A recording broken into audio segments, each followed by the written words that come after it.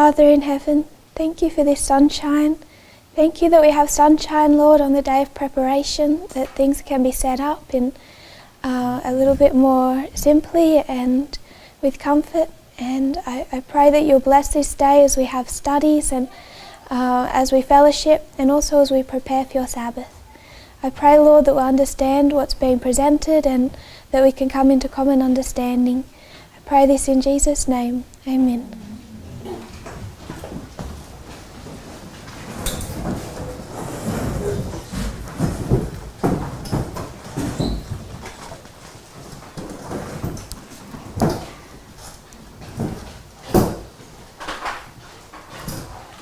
So, quick recap of yesterday because we finished quite quickly. We compared and contrasted modern Israel and modern Babylon, and we saw how Satan is counterfeiting the Alpha and the Omega histories of modern Israel. We saw that after a time period of scattering, 1798, William Miller begins an increase of knowledge. 1819, Eugenio Pacelli became an increase of knowledge.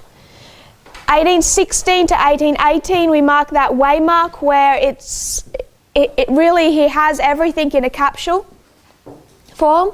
May 13 of 1917, we mark particularly both Fatima and Pacelli. You can mark both of them on this date, Lucia and Pacelli. And I want to also note that we mark Lucia in this history. And she continues to have visions and apparitions, the Catholic version, for decades after this, until close to her death. So you have this 46-year history. It's restructuring the Catholic Church, and this is also, you could say, repairing the temple. 1917, he goes to Germany to begin that work. 1833, it's William Miller formalizes his message. He receives his credentials, and I also believe there was a document written in that year summarising that. 1933, it's the Code of Canon Law signed by Adolf Hitler, and that's formalised a union between Nazi Germany and the papacy, which they need to fulfil Fatima, which is now accepted, the second secret, the first work to take down the Soviet Union. That ends in disappointment, 1844, 1945. There's a time period of scattering, a very dark period for Adventism, a very dark period for the Catholic Church as communism sweeps across Eastern Europe. November 1, 1850, they're given the call to make a new chart, and Ellen White tells the people that God is regathering his people. November 1, 1950, he comes out to an audience of about 1 million strong crowd, the dogma of the Assumption of Mary, and he starts resurrecting the messages of Fatima. 1954, he dedicates the entire year to Mary and Fatima and organises massive pilgrimages to Portugal. All of that attempted gathering ends in failure. He dies. 1863, organisation occurs. 1962, organisation occurs. They rejected the prophetic message, the 2520. They rejected the prophetic message, the second secret of Fatima, communism. 1886, you see this conflict, civil war internally between the leadership and a new branch that is bringing in revolutionary modern ideas. This is Butler versus Wagner. You can also see it as Jones versus Smith. Both sides were half right and half wrong. 1987, Malachi Martin on the side of John Paul II is attacking the Jesuits. You have the leadership and a radical group of people bringing in modern, radically new teachings into the Catholic Church. 1888, they're half right and they're half wrong. 1989, I would suggest they're half right and they're half wrong because it's the work of the Jesuits. Not necessarily in the secret society way, definitely not in the secret society way that Walter Wythe portrays, but it's still the work of the Jesuits. They begin work to overturn the leadership, the St. Galen group, or St. Galen Mafia as they call themselves. But that work begins when they find Bergoglio. He's made a cardinal. 2001, it takes them a period of time till 2013. And from then on till now, you have civil war inside the Catholic Church. We understand that in our reform line, and Elder Jeff taught this in early April in Arkansas. He said there's a transition in leadership from Elder Jeff to Elder Parminder. And we find ourselves at a time period in history where we have two leaders. One has stepped down and thrown the mantle. It's been 1,000 years, give and take maybe 10 or 20 years, 1,000 years since you've had two popes standing at the same time, where one has thrown the mantle but still lives. Pope Francis, 2013 he becomes Pope, particularly 2014, he begins to change the teaching of the Catholic Church. 2014's July 21, it's when you mark Samuel Snow and the second leadership internally as well. So 1,000 years since you've had two living popes where one has thrown the mantle. In early April, former Pope Benedict broke his silence and he issued a letter about the sexual abuse scandal in the Catholic Church. And what did he say in that letter? The abuse happened because of what? All of this Second Vatican nonsense, all of this liberalism that's come in, all of the liberal 60s movement that brought in all this immorality and perversion. That's why there's a sexual abuse issue inside the Catholic Church. Is he on this side of the issue or on this side of the issue? This is John Paul II's conservative teaching. He's attacking the Jesuit teaching of the Second Vatican Council. So in this letter, early April, Pope Benedict, the first time you've had a former pope in 1,000 years, still alive, breaks his silence for the first time in years and attacks his successor. He does two things. First of all, he endorses him. He says, I'm 100% behind Pope Francis, and then what does he do? And then he undermines his whole message. Early April, what did Elder Jeff do? 100% behind Elder Parminder, and then what did he do? Completely undermined his message of 2012 and the Midnight Cry, which I think was a blessing. 2012, the message of time. Okay. I just want us to see how that's paralleled. It's the first time in 1,000 years you've even had two living. And then you can connect them to the month, the internal and the external. That's an application. Pope Francis is Elder Jeff, not Pope Benedict. But we can take a snapshot of application and see that there's two. But it's Pope Francis from the beginning of their time of the end. So Pope Francis represents two people. I do think that's a blessing, because unless Elder Jeff hadn't have done that, we wouldn't have gone through this study and made it and tried to grapple with why that's not the case. Why we're not in a history of failure, and therefore why the message of 2012 is not half right and half wrong. So we laid that out. And then we went to these histories and we saw that there's two histories of failure and then a history of success. And we already did that with the King of the South. How many battles between the King of the North and the King of the South? 3. The first one, they're allies. They have 3 battles. And for the King of the North, what are the first 2? In a history of success for the King of the North, what are the first 2? You have the same pattern: failure, failure, success.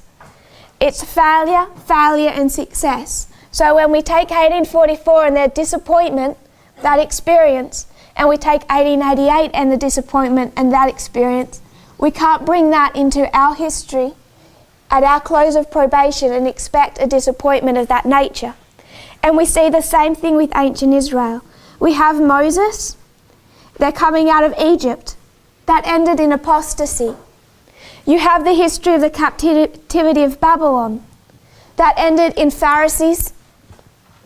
You come to the captivity to Rome. Was that failure or success? Complete success. The message was perfect.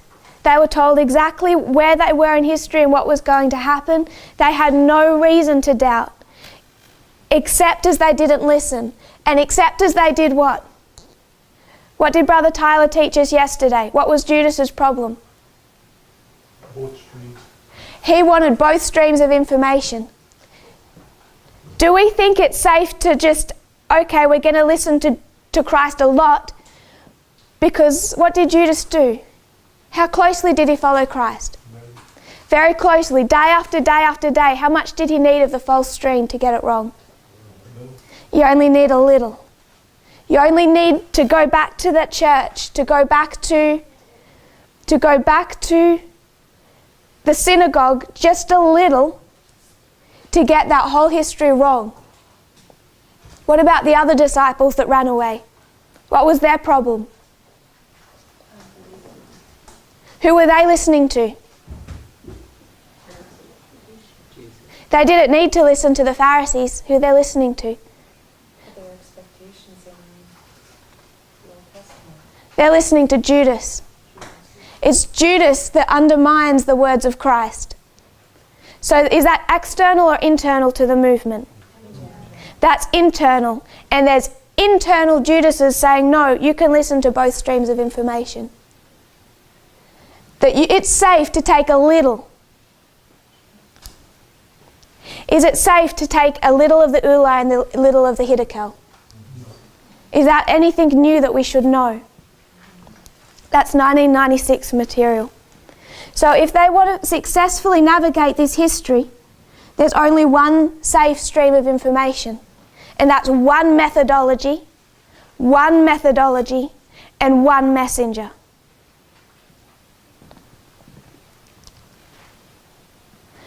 So this history is a history of success, and it parallels the line of the 144,000. We finished with this compare and contrast of modern Israel and modern Babylon. I'm going to rub this out now, and I want us to look at the battles with the king of the south.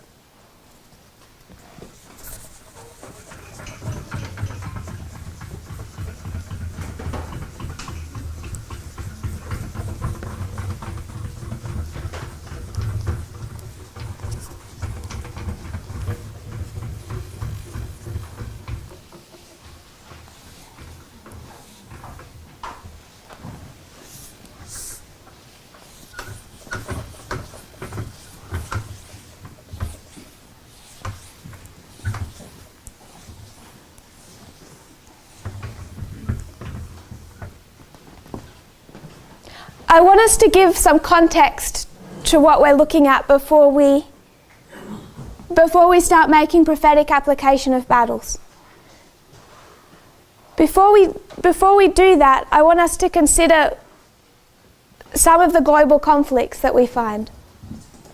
It would be really neat to go through the histories of Pyrrhus, and I think we could demonstrate that more clearly, what I want to say, but it's been something that we've been repetitively seeing and teaching, is that what are they fighting over? What's the conflict over? Spheres of influence. If you were to go to Daniel 11, what's the story of Daniel 11, verse 4 to 15?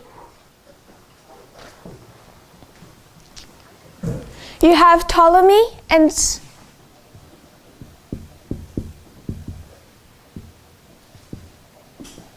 Ptolemy down in Egypt.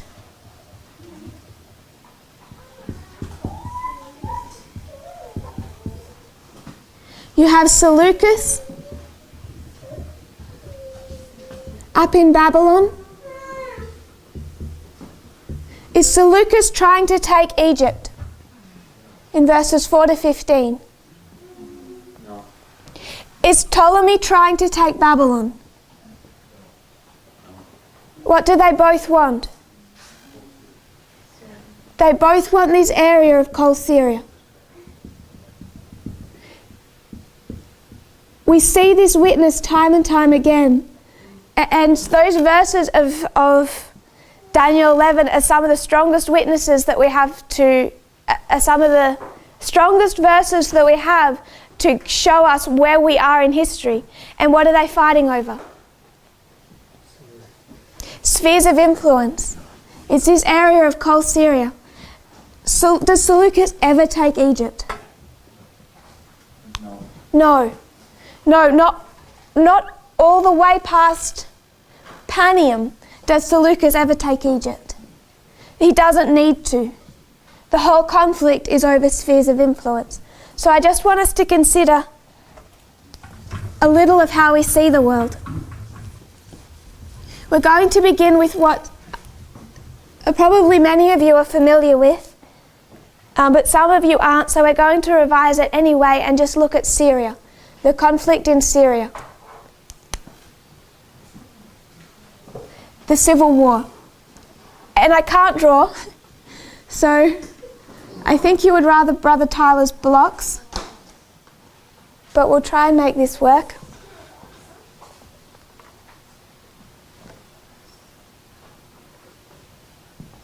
Up here we have Turkey.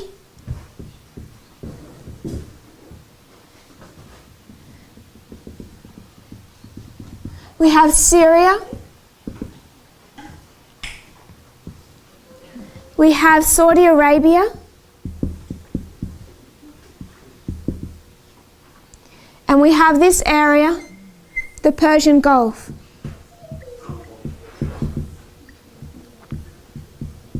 Is there another pen? Because I do think this one will run out. It'll go a little longer.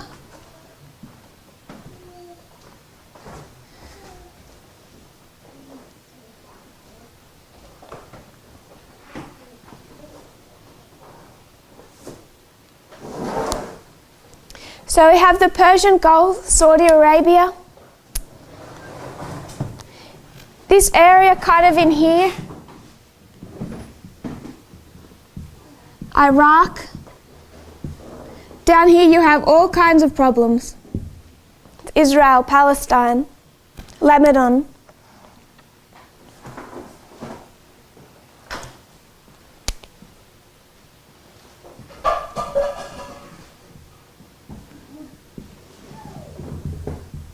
Iran.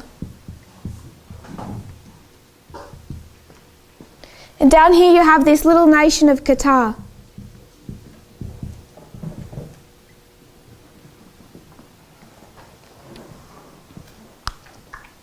And I know that's not all correct to scale,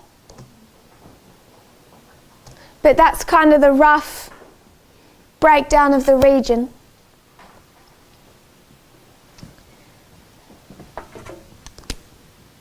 And here we have the Mediterranean Sea.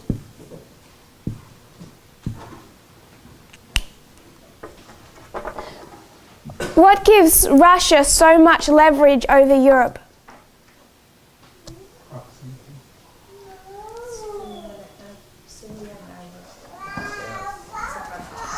Thank you. Is it Syria and Iraq or Iran? Syria and Iraq. Sorry? So, What? resources, gas. So separate to everything here, what gives Russia leverage over Europe? It's the gas market. So Russia supplies one quarter, 25% of Europe's natural gas. And how is it transported? Through pipelines, established pipelines. And when Russia has problems with Ukraine or with Georgia, what do they do in the dead of winter? They shut off the gas. They use it as political leverage. So in 2014, what did Obama say? It's a bit late, but it's been their mentality for a long time. They need to bypass Russia and find a way to get more gas into Europe. It's in those kinds of, it's just one issue, I know, but it's a major issue. And Obama spoke of it in 2014, that to restrain Russia, they needed to find a way to pipe gas into Europe. The problem with the Persian Gulf is it is so rich in natural gas, but what's the problem? It all has to be put on tanker ships and transported, and that's an expensive operation, and when it costs more, Europe's just going to get it from Russia. So what they need is pipelines to take the natural gas from the Persian Gulf into Europe. In 2009, Qatar has access to a serious quantity of this natural gas. And Qatar is hopeful that it can build a pipeline from the Persian Gulf into Europe, and it'll bypass Russia in the gas market. Where can they go? Where can they build that pipeline? Through Syria. And Turkey. The only option Qatar has is to go through Saudi Arabia, through Syria, through Turkey. That was the only viable option they had. So if we were to consider how the world operates, we could talk about the United States and Russia. Where is Turkey as far as the United States and Russia go? What side?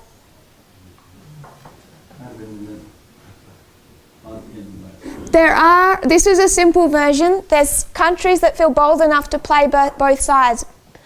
But the majority of time, Turkey's quite happy following the United States. Qatar. Completely United States. I think Qatar has the largest American military base in the Middle East. So Turkey's okay, Qatar is okay, Saudi Arabia.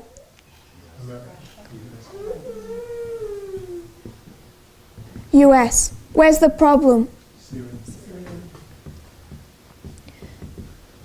So what does Assad think about this pipeline? Saudi Arabia says yes, Turkey says yes. Who says no? Syria says no. It's 2009. Early 2011, Iran has access to natural gas, not as much as Qatar, but some, and they decide they want to build a pipeline into Europe. Where are they going to go? Syria. The only option they have is it has to go through Iraq and it has to go through Syria.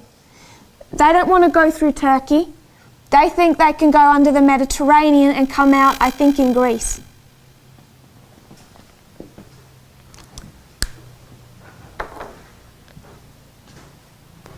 Now what does Syria say? Early 2011. Yes. Why?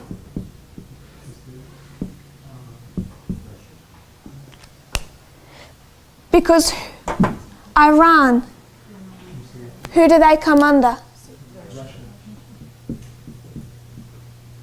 So Syria says yes to Iran pumping gas into Europe and no to Qatar because Syria is on this side of the issue. So that's early 2011. Later 2011, what happens? Arab Spring. That's why this pipeline is never built. It's never built because of the civil war in Syria. And what began as a civil war has now been for 8 years a proxy war. A proxy war but between the United States and Russia. And why is it a proxy war? Because whoever controls Syria is going to control how the resources of the Persian Gulf find their way into Europe. Becomes a seriously significant area when it relates to the resources of the Middle East. This is the entryway. You can't trust the conflict in Israel and Palestine. This is too volatile a region. It has to go through Syria. This is why it's been a proxy war for 8 years. Nothing else that happened in Arab Spring lasted 8 years. Dictators were overthrown or dictators put down rebellions. Most of them just put down the rebellion. But they're all finished really quickly. In Syria, every single time Assad looks like he's falling, what does Russia do? Send in planes and just mass bombs all of his enemies. And every single time Assad looks strong and it looks like the rebels are losing, what does the United States do? Send in the airplanes and just bomb Assad. So who's suffering? Syria. The people. So this is the conflict in Syria. Where is the greatest humanitarian crisis in the world today? Where is that? No. By far the greatest humanitarian crisis. It's been that way for a couple of years.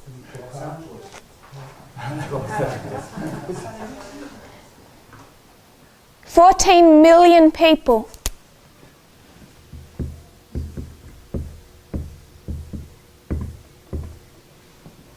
On the brink of starvation, on the brink of death. 10 million people actively starving to death. Where are they? Where's 10 million people starving to death? No. Oh, it's in the Middle East. Yemen. It's Yemen. It's down here, it's Yemen. 10 million people, many of them little children, starving to death. Why? What's the conflict in Yemen about? There's two factions, the government and the rebels, again. But why is it going on for years, leading to 10 million people starving to death? It's a proxy war. Between who? Between these two.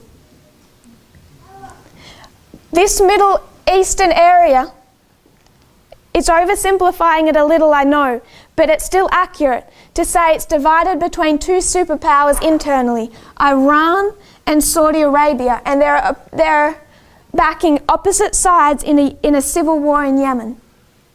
So this whole conflict is between Saudi Arabia and Iran. Yemen itself is a proxy war. Just shortly before Obama left office, he was told, oh, by the way, who's supporting Saudi Arabia in this proxy war?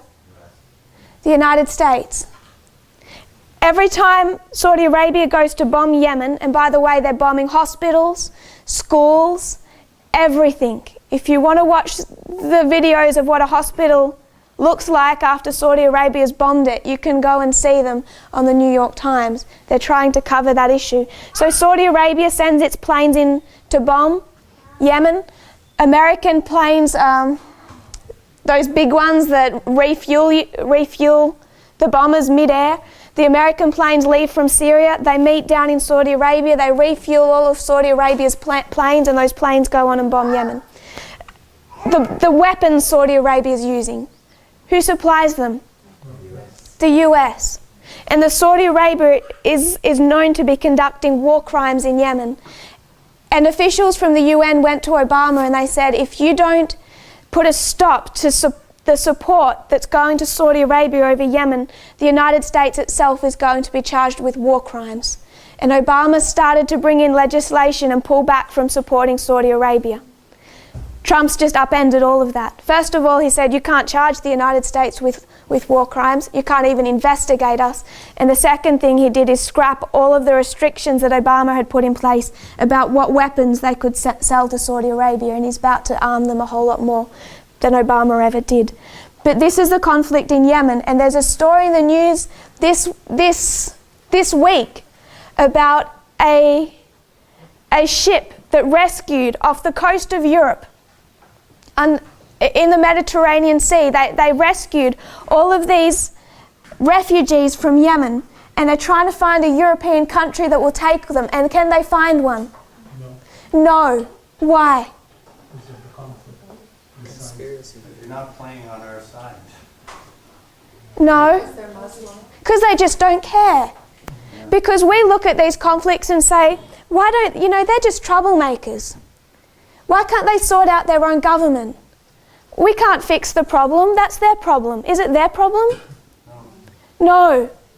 None of it's their problem. This proxy war in Syria would have been over with within the year. This conflict in Yemen would have been over with within the year, and maybe they'd have a dictatorship, but 10 million people wouldn't be starving. The West holds the responsibility for those refugees, and then they don't want to take the consequences of their own actions. It's not unless we start to see, we need to see the external events so we can begin to have some empathy. And this is what the left wants to cover. And what does the right want to say? Not our problem. America first, Germany first, France first, Canada first. And meanwhile, they're fueling this conflict. And I want us to just consider why. When we talked about slavery, what was the issue? Interpretation of the Constitution.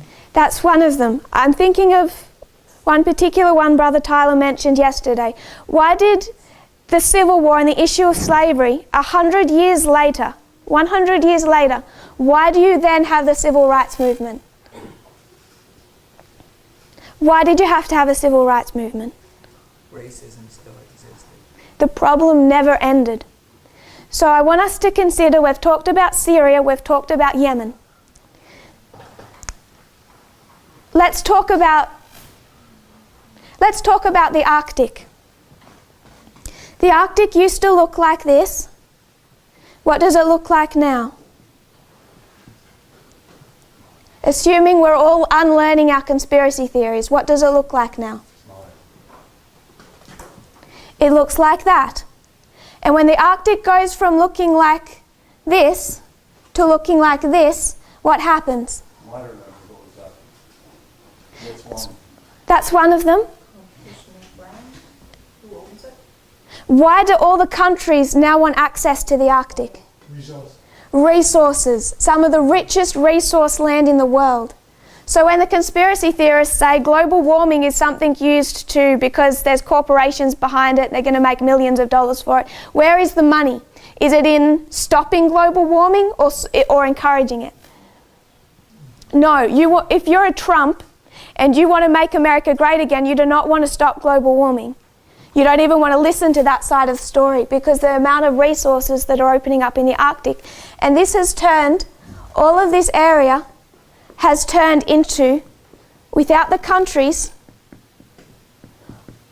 or the people to suffer for it, but there's going to be global consequences with the environment. What has all of this area and resources turned into?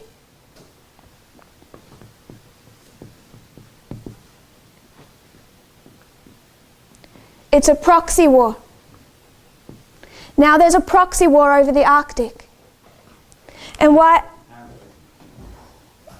Because the Arctic is a problem with water right now. No, it's not.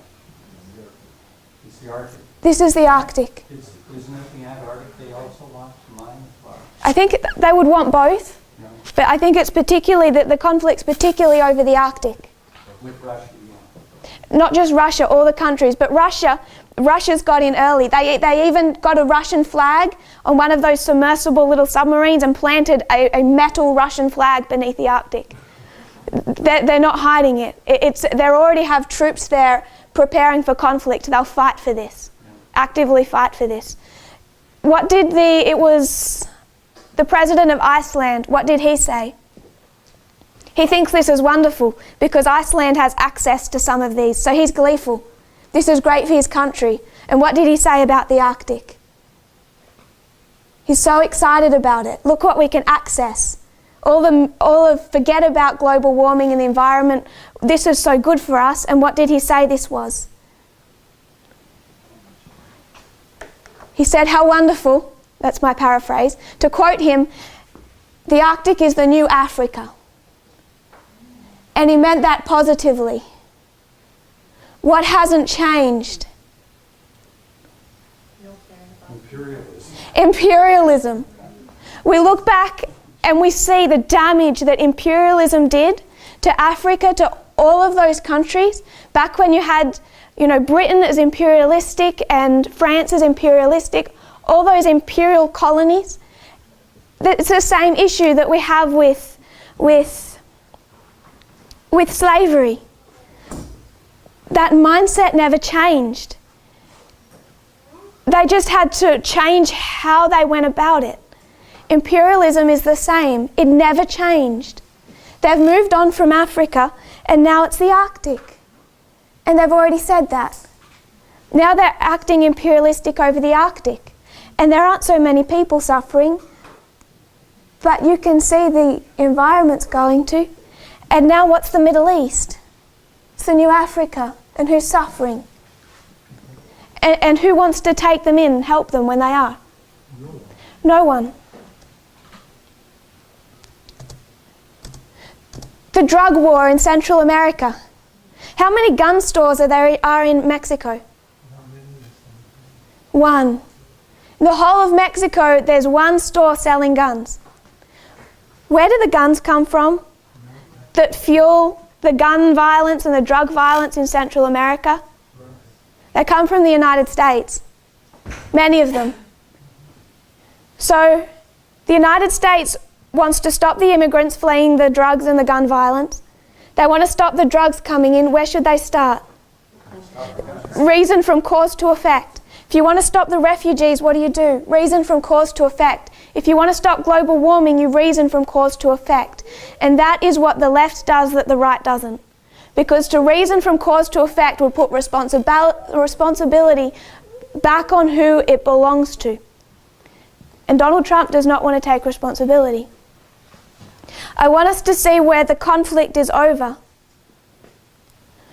Not just the different mentalities behind them, but what this war is over. Yemen is between Saudi Arabia and Iran, but who supports Yemen? So who supports Saudi Arabia? The United States. And who supports Iran? Russia. You can,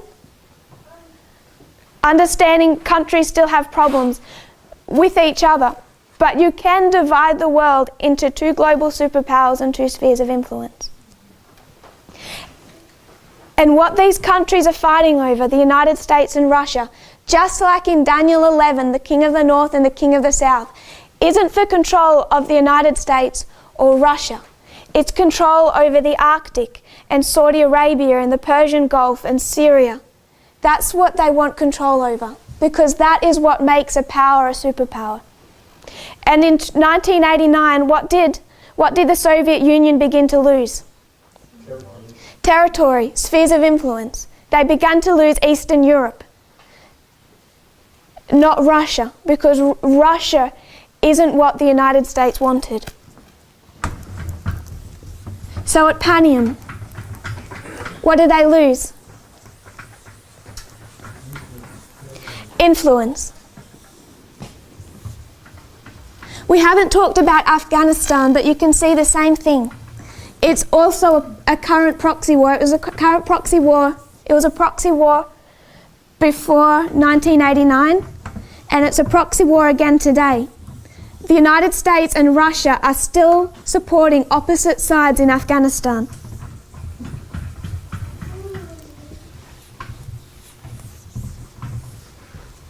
Ukraine. You could put all of these countries on one of these two sides. Donald Trump and Vladimir Putin met for the second official time. The first time was last year in Helsinki. The second time was, I think, yesterday in Japan, I think. And what did they say they talked over? Ukraine, Afghanistan, Syria. They just listed the countries. That's what they were talking about. That's what they need to sort out between themselves.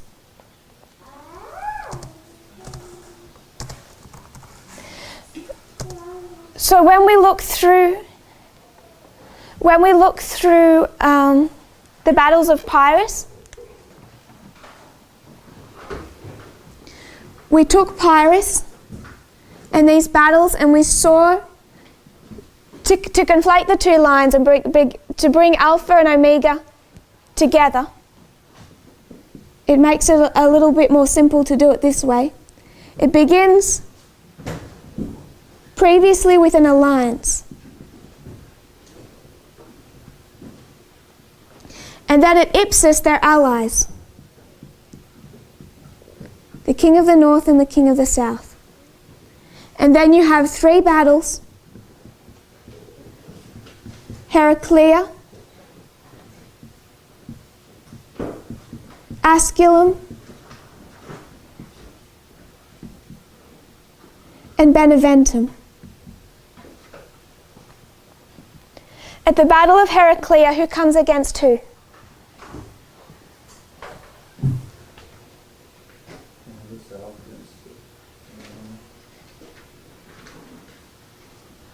It's the king of the north that comes against the king of the south, and who wins? The king of the south. When we brought that to our reform line, we recognised through combining our histories that this alliance was 2014. And we were able to do that because we pinned it to the war in Ukraine. We looked at Thurii. We saw that Thurii turned again to Rome, and when it turned to the king of the north, it was invaded by Tarentum. Tarentum's the king of the south. Thurii, we'd already connected that back to its early history as being specifically Ukraine. And if you're going to mark an invasion by the king of the south into a previous sphere of influence, it's 2014 and the conflict over Ukraine. And then we see 2016. Ipsus. And in this history, the king of the north and the king of the south, they're fighting together. Ideological enemies.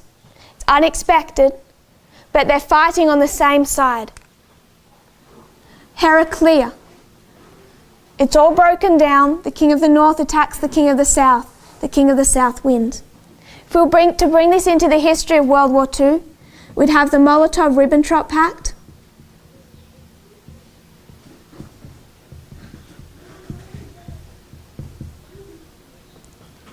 And then the invasion of Poland. The invasion of Poland, are Hitler and Stalin in an alliance or opposed? Without an alliance with the Soviet Union, Hitler would never have invaded Poland. It would have been suicide. Why? What's Hitler's background? The First World War he experienced. So Hitler's a soldier in World War I. This is Germany. What problem does Germany face? What disadvantage does Germany face compared to all the other countries? Geography. It's got this issue with geography. So France doesn't face this, or Britain or Russia. The problem that Germany faces is that they're surrounded by enemies. So in World War I, there's a war on two fronts. Two fronts for who? Germany. So when you have Russia coming from the east, and you have Britain and France and the United States coming from the west,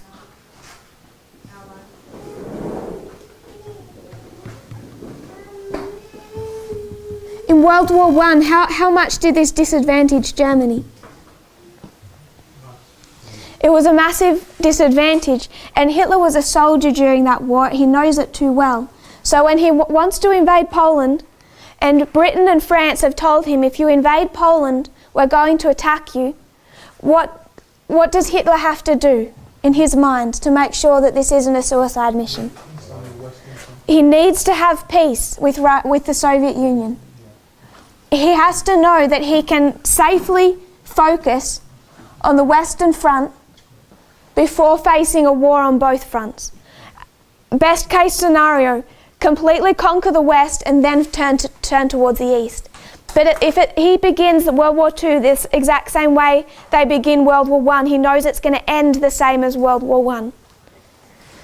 So there's three parts to this pact that Hitler has to have before he begins. One is non-aggression.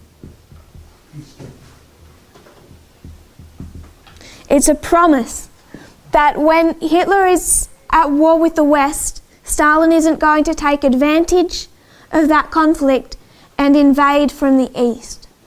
So first of all, they sign a non-aggression pact, a promise that they won't go to war while this other war is going on. What's the second part of this pact? Support. What type of support? Minerals. Resources. I want to put that as the third because it's actually a separate pact to the Molotov-Ribbentrop Pact, made around a similar time. It's resources. It's the economic agreement by which Germany was to pay for the resources that the Soviet Union could supply to them, because Germany is also going to find its trade routes all cut off by blockades. They need to be able to get resources from the Soviet Union and also through Soviet Union railways. The second part of this Molotov-Ribbentrop Pact is what? Sorry? Yes. Spheres of influence. They're going to take a map and start cutting up all the countries between them, saying, if you take this, I'll take this. I can offer you this. Maybe we just halve this country down the middle. They pretty much just cut their way through Eastern Europe and divide it between themselves. So this Molotov-Ribbentrop Pact is these two parts. It's non-aggression and spheres of influence. Around the same time, what Hitler needs just as much to engage war on the Western Front is access to resources. They don't have nearly enough resources to conduct a war. They actually calculated the resources Germany had access to, and when Germany invades the Soviet Union at Operation Barbarossa, how long would that invasion have lasted if Hitler hadn't have already taken in resources from the Soviet Union? And where did they get their finance? It wasn't just money. It was German inventions, plans for battleships, technology. It was really Germany was the most civilized, one of the most advanced societies in the world. So they had plans for the Bismarck, all those, and we'll discuss how they try and withhold all those plans. But it was more than money. It was German invention that they were to pay with. How long would that invasion have lasted? It's been estimated less than 1 day. That's how much Hitler needed a trade route open with the Soviet Union. So, first of all the pact, then the invasion of Poland, and they're in an alliance here. And then we come to August of 1940, and what happens in August of 1940? Their relationship breaks down for the course of a month. So in August of 1940, this relationship just breaks down, and the Soviet Union stops sending any of these resources through to Hitler. They've had a breakdown in their relationship between these two issues.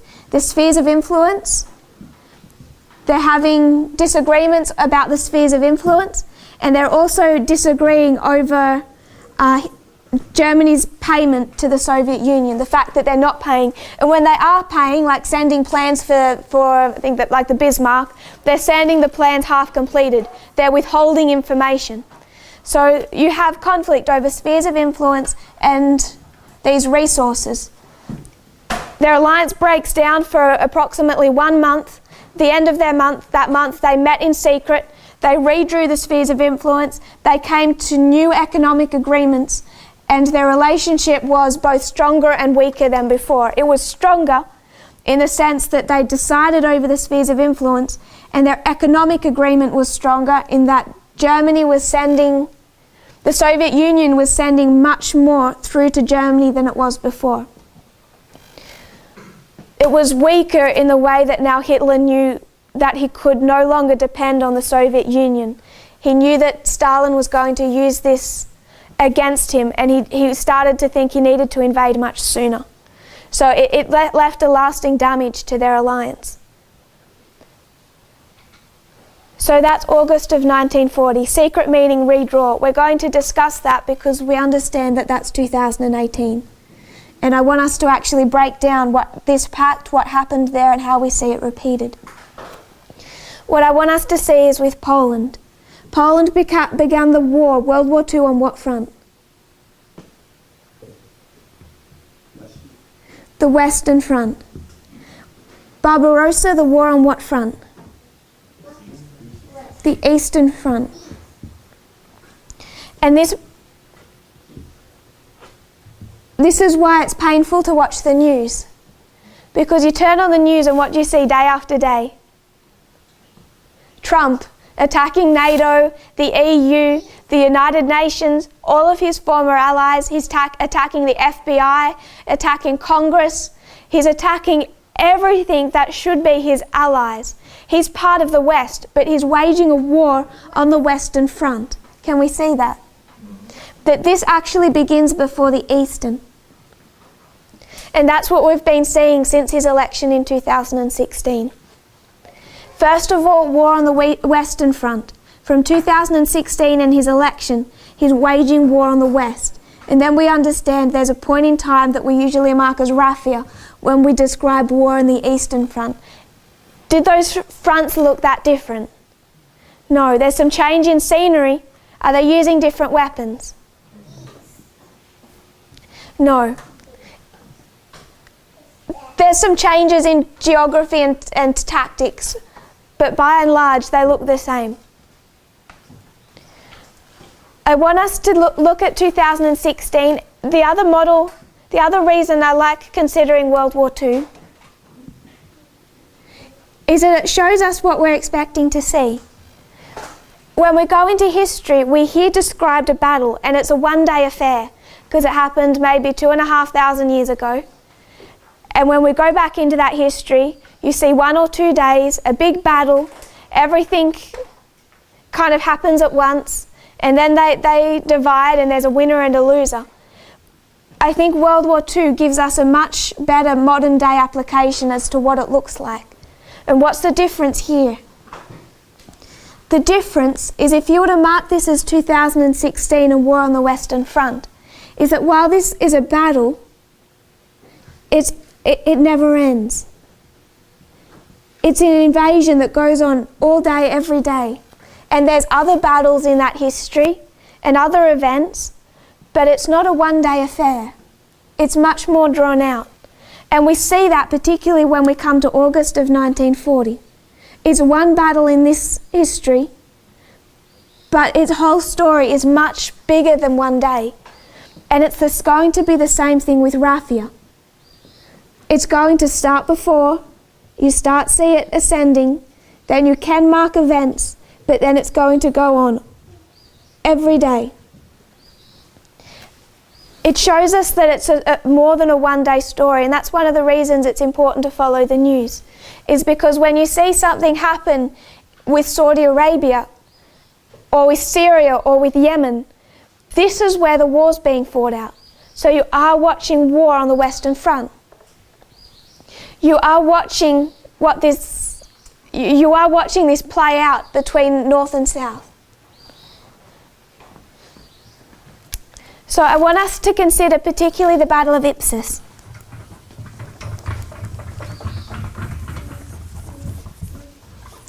That requires us to go back into our knowledge of Pyrrhus. If we were to go back into our knowledge of Pyrrhus, what verse did we introduce his history in? Where do we find his history encapsulated? Daniel 8, and there's 2. It's Daniel 8:8.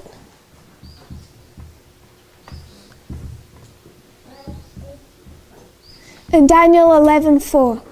We'll go to verse 4. Daniel 11, verse 4.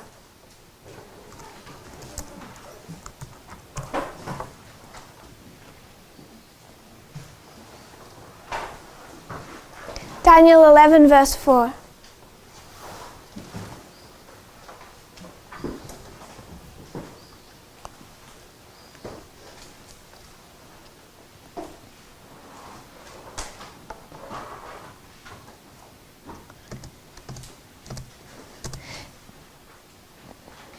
Daniel 11:4 says, "And when he shall stand up," who's he? Alexander the Great. So when Alexander the Great stands up, his kingdom shall be broken, and shall be divided towards the 4 winds of heaven. Who are the four winds of heaven? Four generals: Cassander, Lysimachus, Seleucus, and Ptolemy. And not to his posterity, not to his children, not according to his dominion which he ruled, for his kingdom shall be plucked up, even for others beside those. So it's not going to go to his family line, it's going to go to his generals. And what Daniel does is he takes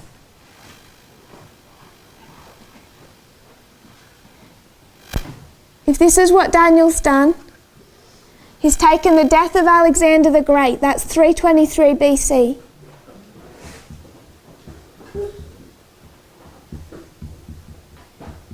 So,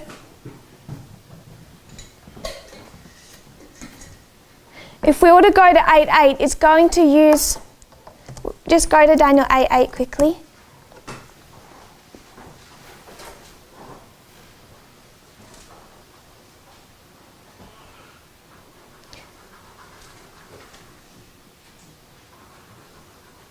So there's a great horn. The great horn is Alexander the Great. When the he-goat waxed very great, when he was strong, the great horn or Alexander was broken, he died. And for it came up four notable ones towards the four winds of heaven. So here it uses the description of horns. There's a great horn that's broken, and that's Alexander at his death in 323 BC. And then when this is broken, how many come up?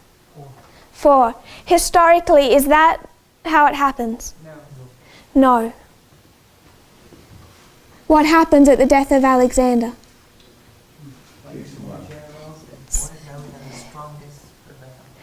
So there's many generals. There's many generals. They fight how many wars? They fight 4 wars known as the Diadochi Wars.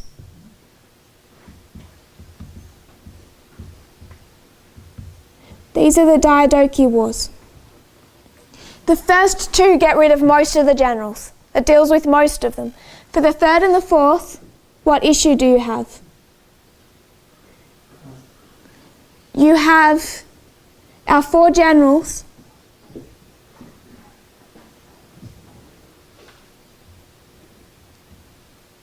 Cassander, Lysimachus, Seleucus, and Ptolemy. What's the relationship between them? The 3rd and the 4th war, they're in an alliance against who? Their last great threat, Antigonus. So for the 3rd and the 4th Diadochi War, our 4 famous generals combined, the strength of all 4 of them united was only equal to that of Antigonus. That's how powerful he was. So the 3rd Diadochi War ends in a peace treaty because neither side can fully defeat the other. And then they come back together in the 4th. They finally meet the end of the 4th war in 301 BC at the Battle of Ipsus. And what happens to Antigonus? He's killed. And you have the division into 4. What Daniel does is he takes the death of Alexander and the Battle of Ipsus and he calls all the middle of it noise. All of this becomes irrelevant. He just wants this and then he brings them together. And there's actually a quote of the pioneers, if I can find it. Just going to see if I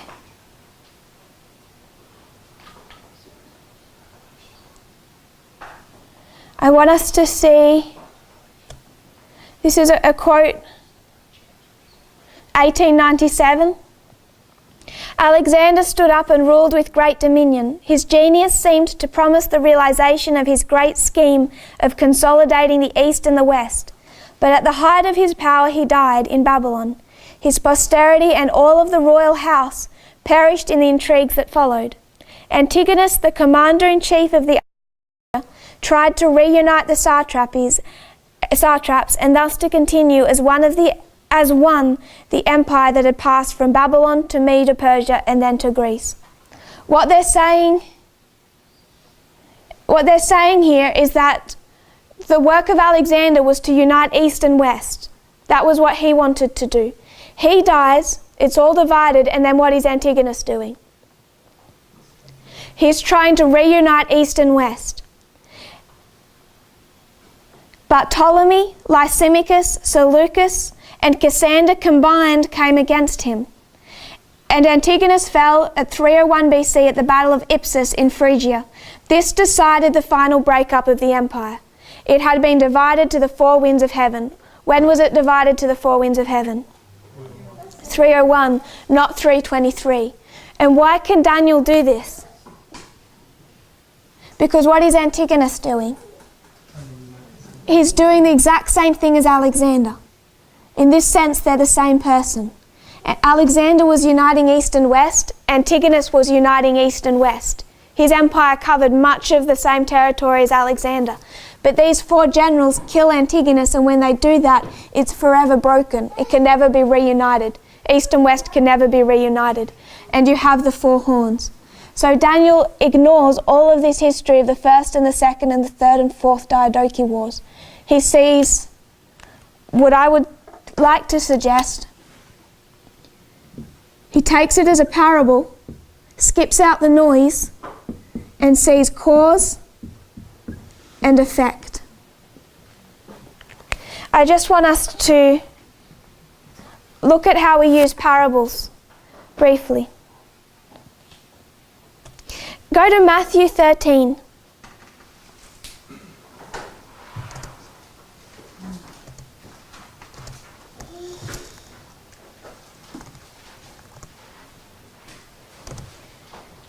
Matthew 13, verse 24.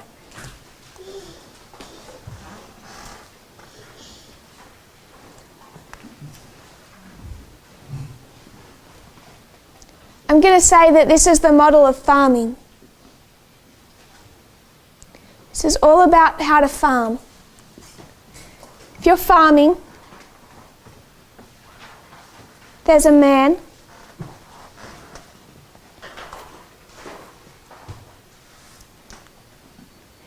Verse 24. Another parable put he forth unto them, saying, The kingdom of heaven is likened unto a man which sowed good seed in his field. But while men slept, his enemy came and sowed tares among the wheat, and went his way. But when the blade was sprung up and brought forth fruit, then appeared the tares also. So the servants of the householder came and said unto him, Sir, didst not thou sow good seed in thy field? From whence then hath it tares?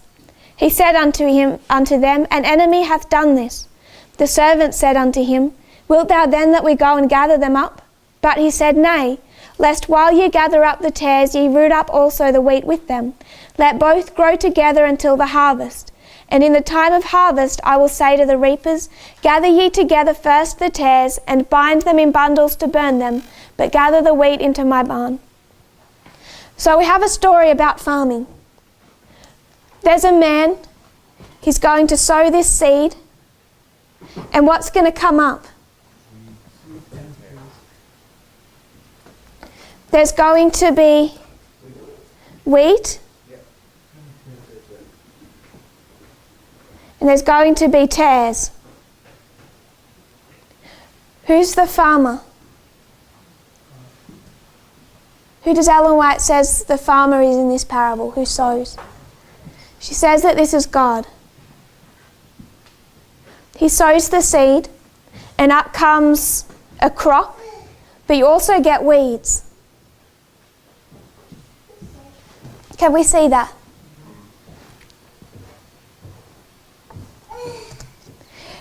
Go to Mark 4:26.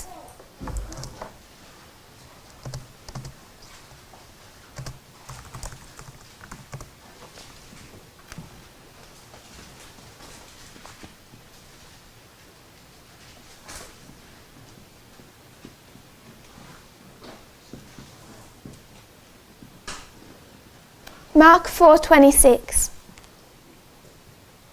And he said, So is the kingdom of God, as if a man should cast seed into the ground, and should sleep and rise night and day, and the seed should spring and grow up, he knoweth not how. For the earth bringeth forth fruit of herself, first the blade, then the ear, then after that the full corn in the ear. But when the fruit is brought forth, immediately putteth in the sickle, because the harvest is come. So you have two stories of farming. They're identical. You have a farmer, he throws a seed into the ground, the rain waters it, it comes up, you know farming, you're going to have your crop and you're going to have weeds. The story itself is identical. Who is the farmer here? Verse 7. What does the farmer do? The farmer goes to sleep. Does God sleep? He rises night and day. He looks after this field. The seed should spring forth and grow up. Does the farmer know how it does that? He has no idea how it's growing. Can this be God? God knows how that crop grows. Man does not. So this is a story about us. We can sow. We have no idea how that grows. It's out of our control. There's still a seed. There's still wheat. If you've ever seen a field pre-Monsanto days that didn't have weeds. Really? I want to know how you farm. Didn't. No, you gave me hope for my gardening skills. Maybe I'm just doing it all wrong. This story is not before the fall. Are they even in this story? If we're going to, if Jesus is pointing to a field and telling them that, are there weeds? No. There's the same weeds here that they are here. What's he saying? He's saying it's irrelevant, it's noise. What I want us to see is that when we come to the Battle of Ipsus, the way we treat that battle is the exact same way that we treat any parable. Some parts of it are relevant for this story, some parts of it are relevant for this story. But there's also information that in the thread of the perspective from which we're choosing to see it becomes irrelevant. It becomes noise. So from this perspective, the weeds are not part of this story. It's noise. It's irrelevant. For this story, they are. For this story, the man is God. For this story, the farmer is us. It's a person. So from one perspective of Ipsus, Seleucus can be the king of the north, and from another perspective, Seleucus can be a branch of the US government. We're not treating Ipsus in any different way than you would a parable in the New Testament. So if we break down Ipsus, there's been 22 years of conflict. Our four famous generals, most of them, aren't even the most powerful or influential generals at the death of Alexander. Cassander's just a nobody. His father was great. He was nobody. Seleucus wasn't that important. They weren't that significant. There was much more powerful generals, including Antigonus, in this history. But they managed to survive, or they managed to defeat the others, or sometimes the really powerful ones just kill each other off. And it's these four that are left, united against one common threat, and that is Antigonus. So when we come to the Battle of Ipsus, and we have to bring Pyrrhus into this story, you have Antigonus and his son, Demetrius.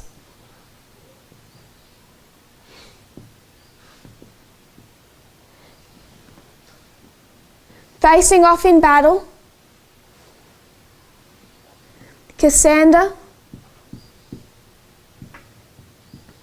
Lysimachus, and Seleucus. What happened to Ptolemy? Never showed up. From this perspective, he's irrelevant.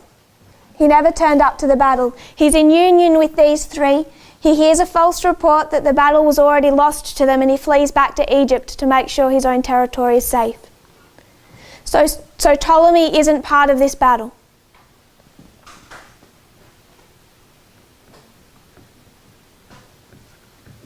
Who's supporting Demetrius? His father. This is Pyrrhus. And in the story that we draw out with Pyrrhus in Macedonia, who's Demetrius? The king of the north. So Antigonus was the 5th general, the most powerful since Alexander the Great. The name Antigonus means like or compared to the ancestor. What was Antigonus doing? Uniting East and West. The last hope of unifying East and West. This was like or compared to which ancestor? Alexander the Great. So you can, like Daniel did, cut out this history because it's the same work, whether it's Alexander or Antigonus. They're the same person.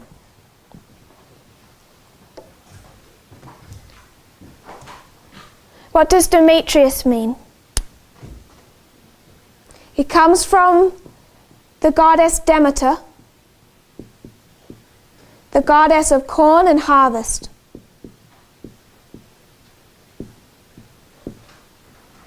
And Pyrrhus, he's the king of the south. His name means flame red. Don't know whether people have considered why there's Red Square and Red October and red everything when it comes to the Soviet Union. So Antigonus is like or compared to the ancestor. Demetrius comes from Demeter, means harvest. And Demetrius is supported in this battle by Pyrrhus. So what happens in this battle? Seleucus turns up at the last minute and he's able to drive 400 to 500 war elephants. The exact number isn't known. He's just returned from his campaign east, and he drives them between Antigonus and Demetrius. They cut Antigonus off and then they wear him down until he's killed.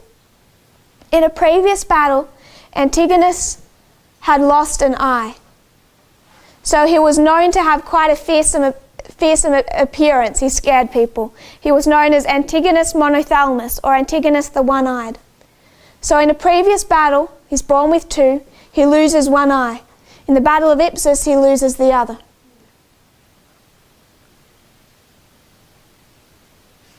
I want us to consider application. Are Antigonus and Demetrius fighting each other?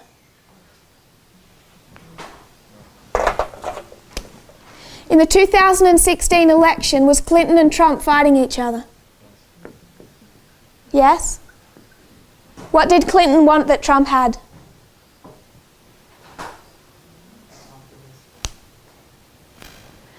What did Clinton want that Trump had? Trump didn't have the presidency. What does he have that she wants? She doesn't want Cambridge Analytica. In the 2016 election, what does he have that she wants? Putin's ear. She doesn't want Putin. She hates Putin. They're arch enemies. What does Clinton have that Trump wants?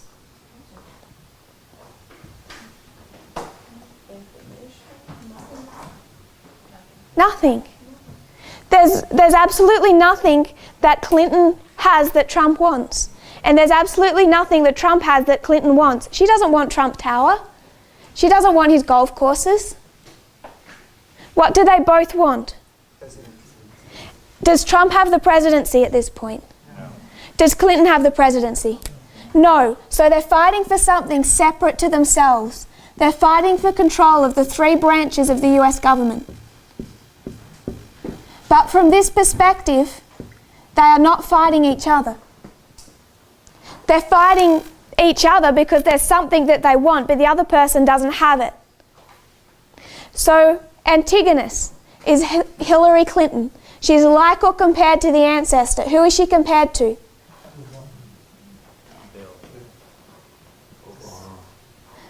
Bill's not her ancestor, he's her husband. The whole swamp? That's Trump talk. Why are we using Trump talk? We should be saying that she wants that whole beautiful field over there, the whole rainforest. What ancestor? What about the ones that wrote the Constitution? If we're going to go back to Alexander the Great, who unified East and West? Who brought unity?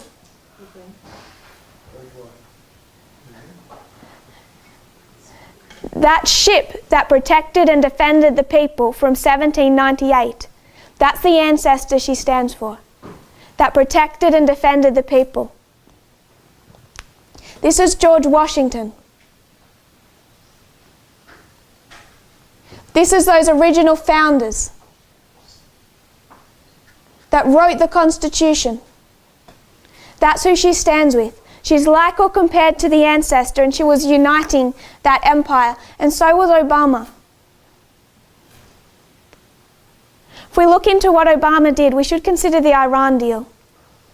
Even the way he handled Russia. He held the world back from the brink of war.